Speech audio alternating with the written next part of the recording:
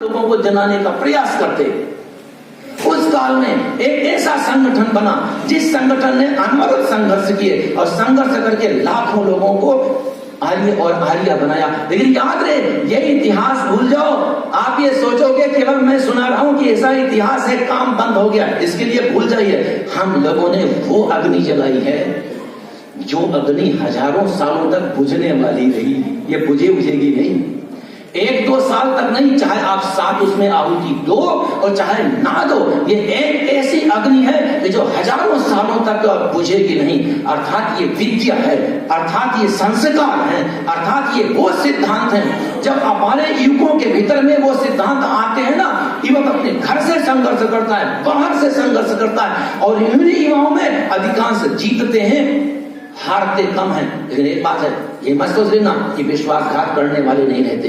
जब फांसी के फंदे पर लटकने वाले आपके युवक हैं तो विश्वासघाती करने वाले उनको विश्वासघात करके फांसी के फंदे पर लटकाने वाले भी थे। उन्हीं के कारण वो फांसी के फंदे पर लटके हैं। आज आप सोच लो ऐसे लोग नहीं है, आज भी हैं, आगे भी रहेंगे। जब तक वे आर्य नहीं बनते तब तक तो रहेंगे। कुछ लोग दिखावे के भी आर्य बन जाते हैं, लेकिन रहते हुए विश्वासघाती के विश्वासघाती हैं। इनके कारण वे युवक फांसी के फंदे पर चढ़ने के लिए मजबूर हो जाते हैं। जिन युवकों के मन में अहर्निश आर्य ही आर्य रहता है।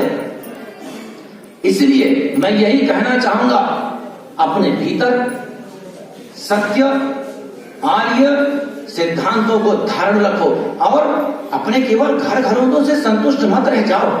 2.5 करोड़ हैं, कम से कम 1-8 करोड़ के आसपास तो हम हरियाणा में पहुंच ही जाए। लेकिन आप सोच रहे हो केवल घर में बैठे रहने से या केवल मात्र प्रार्थना करने से कि हे ईश्वर सभी को आर्य बना दो पहुंच जाएंगे, ऐसा नहीं संभव है। ये आपके और हमारे लिए कि हम संघर्ष करके 5, 10, 50 और 100 लोगों को आर्य की तरफ में बढ़ाते रहें और उन्हें संभालते भी रहे। याद रहे, केवल सुनने मात्र से ही नहीं, हमें कर्म क्षेत्र में भी आगे आना होगा। और पुनः समझा दूं, एक जगह असफलता मिले तो वहां पर भी मत हिम्मत हारिए, फिर आगे बढ़ते रहिए।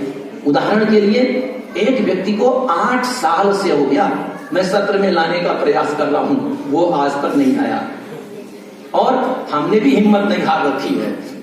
हम भी लाने का प्रयास हम भी करते रहेंगे और हमने भी सोच रखा है ला करके ही छोड़ेंगे। उसने भी कह रखा है हम आएंगे ही नहीं। कोई बात नहीं, वो भी संघर्ष कर रहा है, हम भी संघर्ष कर रहे। हमने भी संघर्ष नहीं छोड़ा हुआ है, हम भी संघर्ष में हैं। देखते हैं कौन जीतता है। हो सकता है मैं हार भी जाऊं, लेकिन एक बात है, मैं हार गया तब भी मैंने अपने मन में कहीं भी ये नहीं आने दिया कि 8 साल से वो नहीं आ रहा है, मैं उसे धमकाऊं या इस रूप में करूं कि तो बिल्कुल कुछ नहीं है। मैं जानता हूं योग्य है, आ जाएगा तो 150 को बनाएगा, हमें ये भी है बनाएगा। मेरा क्या स्वार्थ है?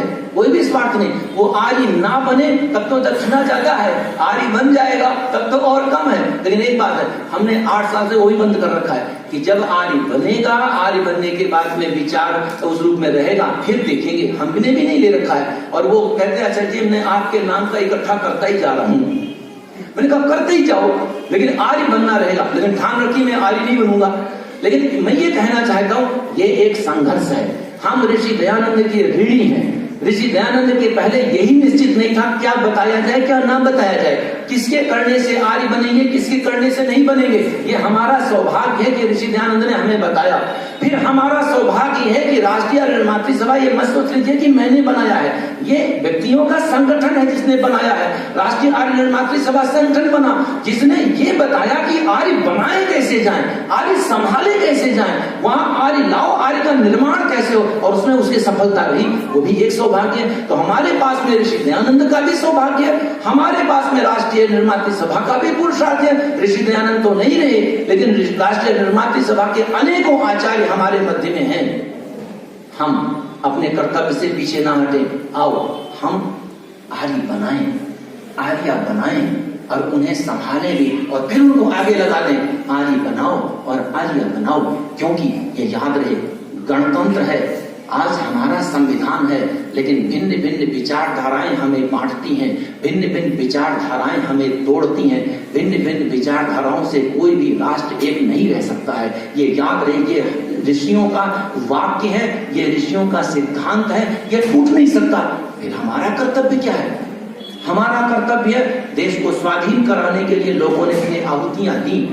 राष्ट्र को अखंडित रखने के लिए क्या हम अपना स्वार्थ नहीं त्याग सकते?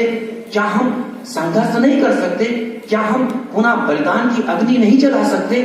और उसका एक ही है, उस काल में तो आसान था आंदोलन करना, धरना प्रदर्शन करना, जेल जाना, फांसी पर चढ़ना।